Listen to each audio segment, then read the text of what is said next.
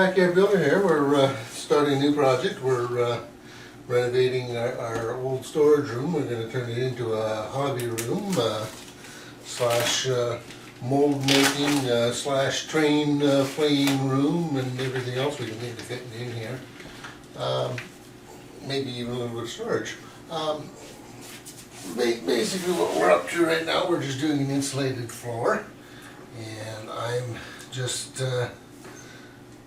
caulking the edge of the room right now, and looks like I just ran out of caulking. Just using some PL acoustic sealant. Any kind of acoustic sealant will do the trick.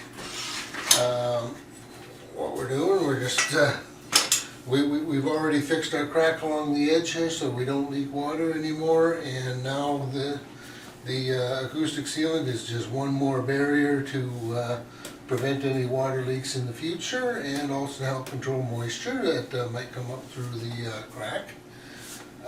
So that just goes along the edge of the styrofoam as we lay our styrofoam sheets down, and we're just going to have ourselves another nice toasty warm floor here.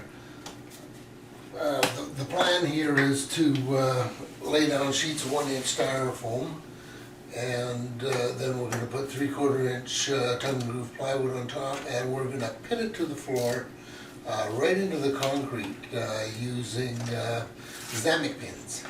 Now, I've been asked before why I use Zamic pins and I don't just use those little 2x2 floating tiles that people use for basements, and my answer to that is very simple.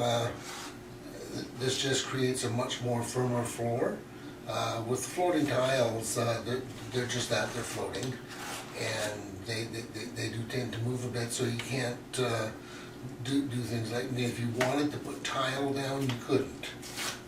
With the way I do it, if you want to tile your floor, you can tile your floor, because it's that firm.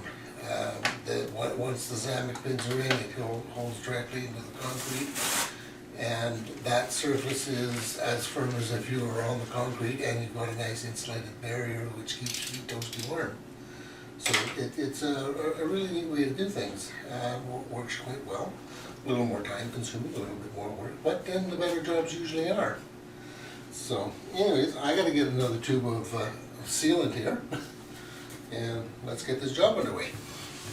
Okay, one of the first things we need to do is continue sealing this edge here. I've got the acoustic sealant, and we're just closing this edge off,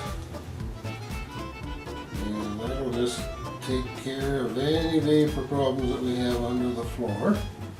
The styrofoam itself is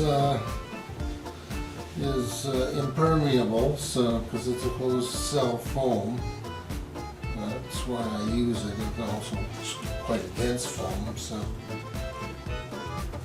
But we're just working on the floor right now, and if you want a few more details on how I do these insulated floors, just click on the link below here, and that'll take you to the video that I did when I did the office, and I show you all the details of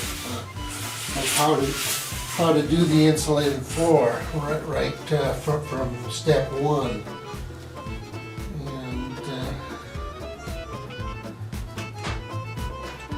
And anyways, yeah, we just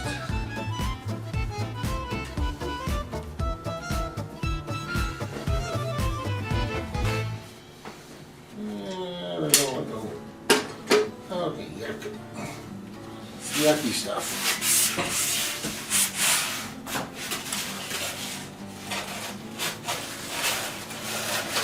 We've got everything pre-cut, and it all just slides into place.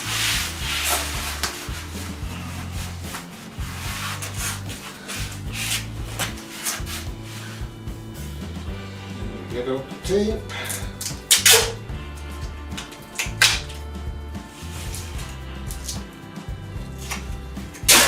is just your standard duct tape.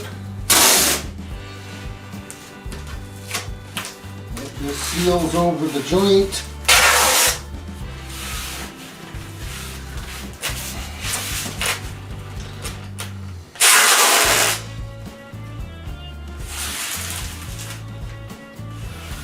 And that's that.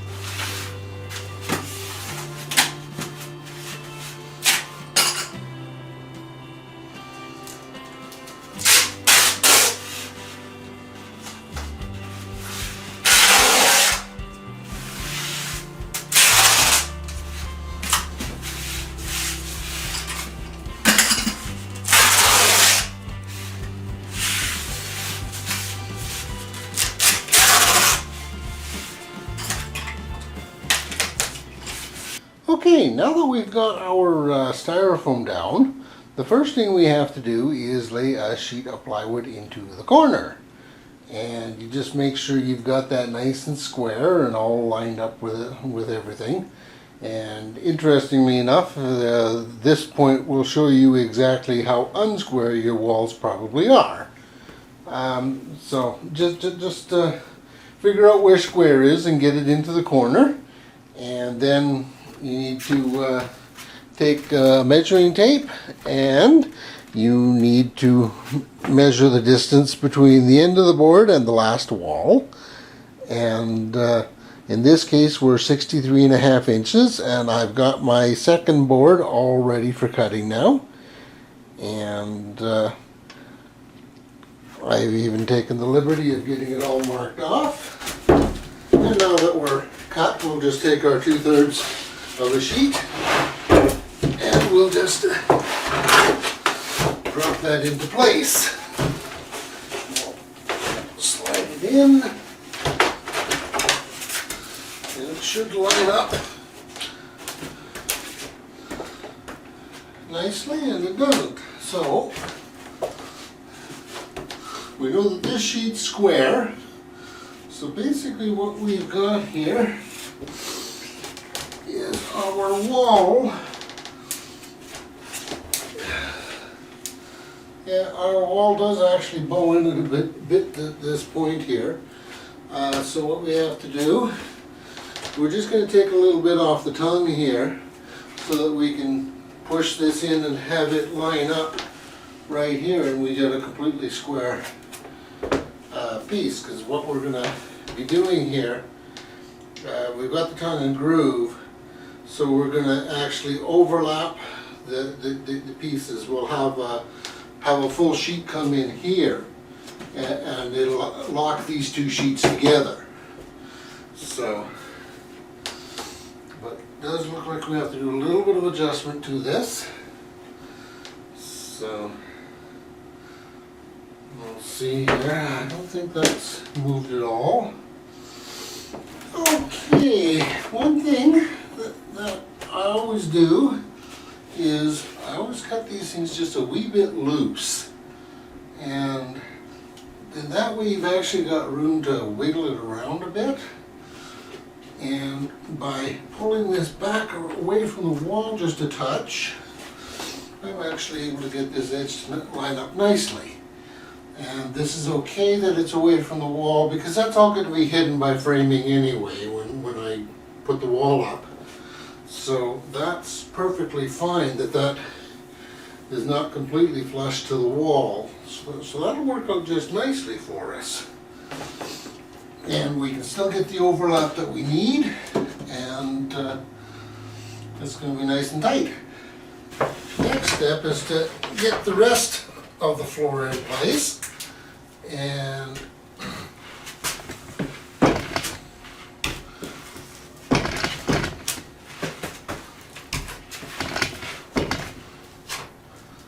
it's actually quite simple. You basically just line it up, get the tongue now, make sure you measure this first, because otherwise you're going to have a little bit of grief. Quite simple, you just get the tongue lined up and get it into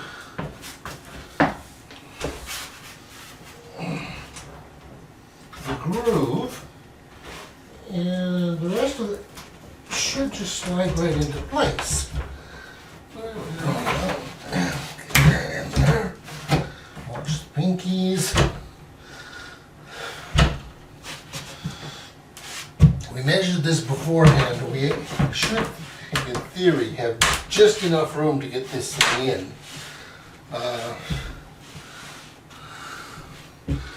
When you're measuring your tongue and groove, depending on who makes the sheet, it may or may not, you may or may not have to allow 1/2 inch for the tongue. In this particular case, the measurements worked out exactly, but we're just having a little bit of an issue here, just getting it to slide into the groove here. Once it goes in, it should, the whole sheet should just drop right into place, because it should be exact. There we go, we're in now. We just have to, yeah. See, now this tongue is in the groove here, and it locks these two sheets together where this joint is. That's why you offset these things just a little bit.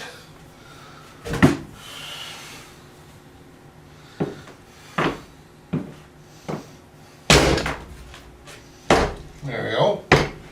That problem solved. Now, we've got about 1 inch gap over there.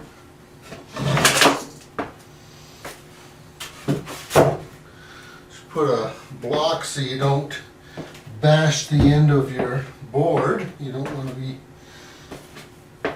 wrecking the edge of your plywood, not at this stage.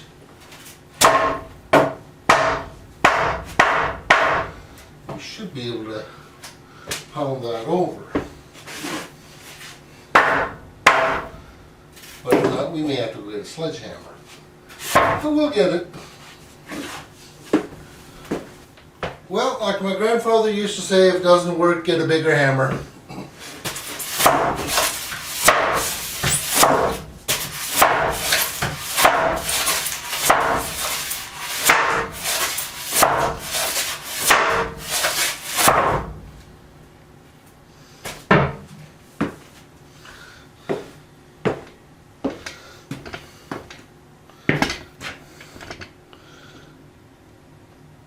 There we go, problem solved. Nice and tight the way it's supposed to be.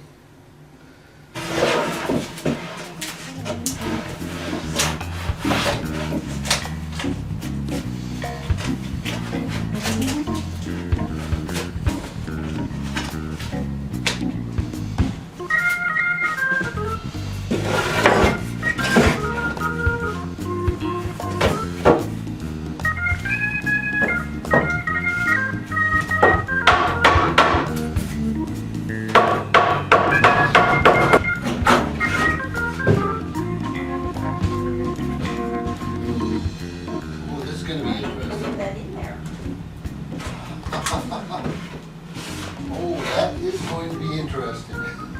Project. You have to take some off. How are you planning on getting that in there? Brute force? Something?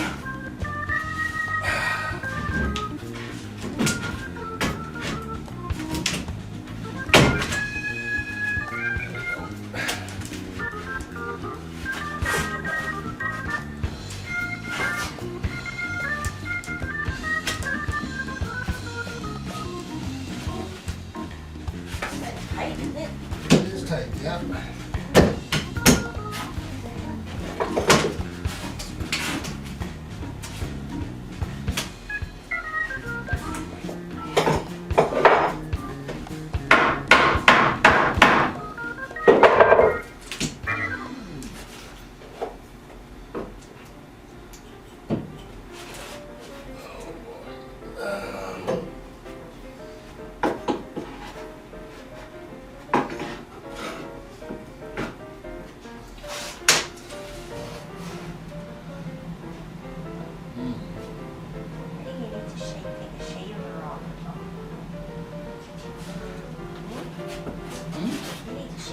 down or something. On this Yeah. side. It's curved right here. So I need to actually lift the corner up somehow.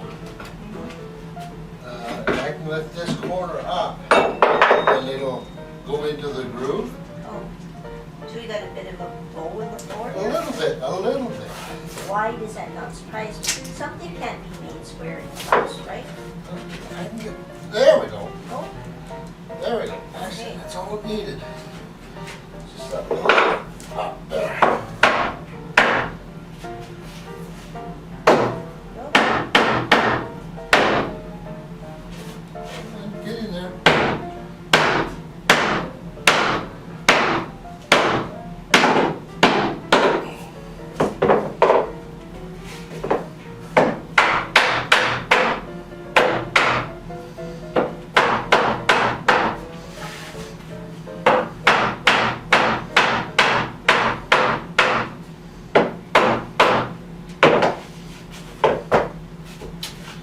And that's how it's done.